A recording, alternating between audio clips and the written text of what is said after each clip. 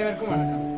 காமராஜர் கல்வி வளர்ச்சி நாளான இன்று அவரை பற்றி ஒரு சில கவிதை வரிகளை கூற வந்துள்ளேன்.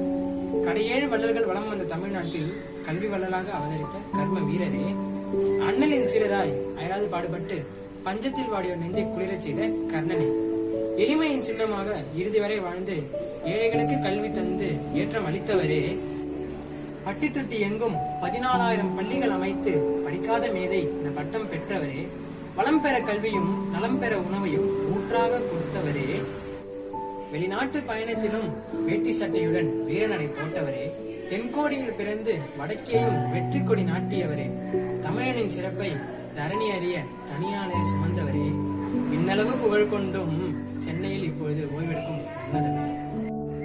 அன்று நம்மை தேடலில் தோற்கடித்து இன்று அந்த தோலை நாங்கள் சுமந்து கொண்டிருக்கிறோம்.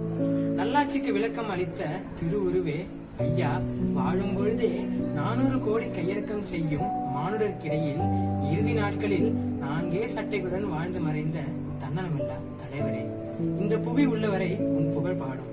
நன்றி, வணக்கம்.